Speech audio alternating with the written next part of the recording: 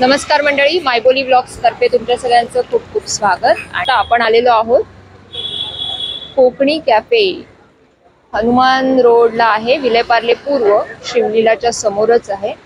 So चला आतमध्ये जाऊन बघूया। इथे गेले आठवडाभर क्रॅफ्ट फेस्टिवल सुरू होता, सो आजचा लास्ट डे असेल, पण बघूया इथे अजून काय काय आपल्याला चविष्ट खायला मिळणार आहे। तुम्ही पण जरूर व्हिजिट करा। चला या आत।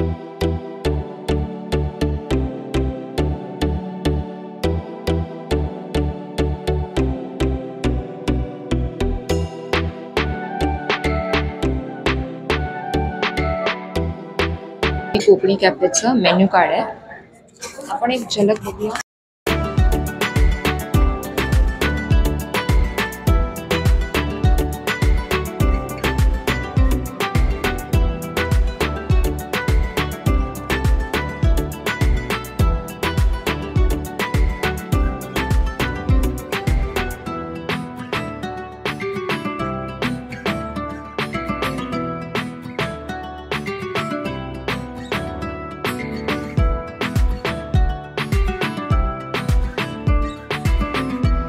कोकणी कॅफेतलं स्पेशियस डायनिंग आणि बेटर ॲम्बियन्स, त्याबरोबर कोकणचा फील येतो तेव्हा जेव्हा प्रत्येक पदार्थ तुम्हाला केळीच्या पानावर वाढला जातो।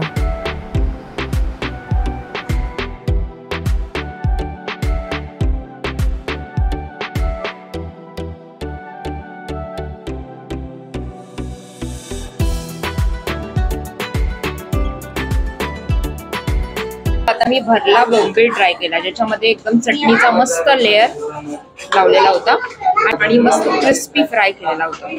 तर तुम्ही ट्राय करू शकता। त्याच्यावर मस्त हिरवी चटणी दिलेली आणि मसाला कांदा।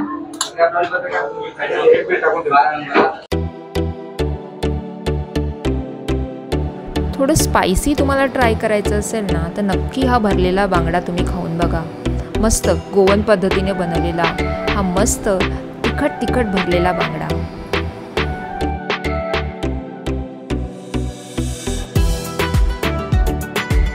आणि कोकणी कॅफे मध्ये हायली रेकमेंडेड म्हणजे must try butter garlic crab. जरूर तुम्ही ट्राय करा, कारण पावसामध्ये तसे पण कोकणामध्ये क्रॅब्स जास्त प्रमाणात येतात आणि खाल्ले जातात, पण हे बटर गार्लिक मध्ये बनवलेला क्रॅब जे आहे ती एकदम हटके रेसिपी आहे, जरूर ट्राय करा।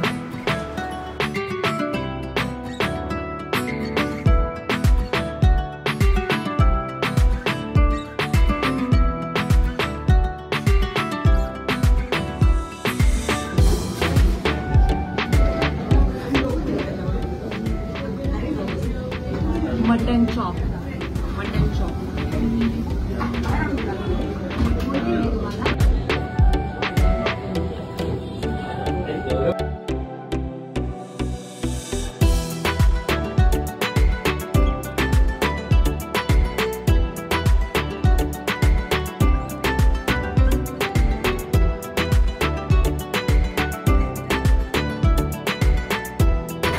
इंद्रायणी राईस आणि नॉनव्हेज हाताने खाण्यात काही वेगळीच मजा असते। सगळे बिझी आहेत जेवणामध्ये।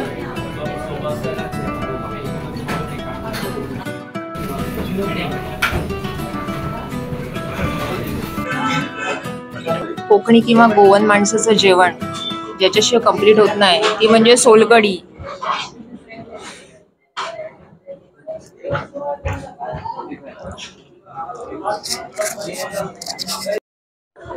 तुमचं नाव सांगा मॅम। माझं नाव रश्मिला चोडणकर। अच्छा, आणि तुम्ही आज कोणत्या कोणत्या डिश ट्राय केल्या तिकडे? क्रॅब गार्लिक मसाला हां, आणि प्रॉन्स खिचडी आणि कोंबडी वडे खाल्ले। आणि सगळ्यात आवडली कोणती डिश वाटली तुम्हाला? क्रॅब वाटली, highly recommended of course. Thank you so much, thank you. आपण यांच्याशी गप्पा मारणार आहोत। आता जेवायला बसले आहेत आणि विचारूया त्यांना कसं वाटतं आजचं जेवण। तुमचं नाव सांगा। माझं नाव अनुजा शेट्टी आहे आणि मी विलेपार्ले उत्कर्ष मंडळ इथे राहते। आणि प्रथमच माझी मुलगी माझ्या मागे लागली की फेस्टिवल आहे क्रॅब फेस्टिवल, आणि फर्स्ट टाइमच तिने क्रॅब फेस्टिवल वगैरे ऐकलं इकडे, आणि म्हणून ती मला लिटरली खेचून घेऊन आली आणि अच्छा, तुला क्रॅब आवडते का? हो, मला ऍक्च्युली मी पहिल्यांदा खाते आणि मला ऑलवेज इंटरेस्टिंग वाटलंय. सगळे बोलतात की ते डिफिकल्ट आहे क्रॅब खाणं वगैरे, so I wanted to try it एकदा. म्हणून तू आईला कंपनी घेऊन आलीस. अच्छा, तुम्हाला यातलं कोणती डिश तुम्हाला जास्त आवडते? मला सगळंच खूप छान आहे. बरेचशा मालवणी आउटलेट्समध्ये मी गेलेले आहे. अगदी खूप शोधून मस्त मालवणी वगैरे, आता नावं वगैरे घ्यायला नकोत, पण तरी सुद्धा बऱ्याच आउटलेट्समध्ये मी गेले, पण सगळ्यांमध्ये मी याला सगळ्यात जास्त स्टार्स देईन.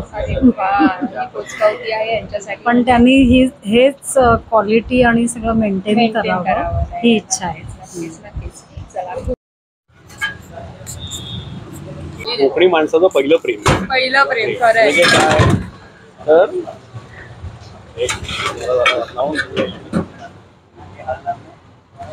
कोकणी माणसाचं पहिलं प्रेम म्हणजे काय तर चिंबोरी. चिंबोरी. पावसाळा सुरू झाला की सगळ्यात पहिले काय आठवतं ते म्हणजे चिंबोरी. चिंबोरी. आणि आजच आम्ही तुमच्याकडे बटर गार्लिक क्रॅब ट्राय केला. It was awesome. थँक्यू.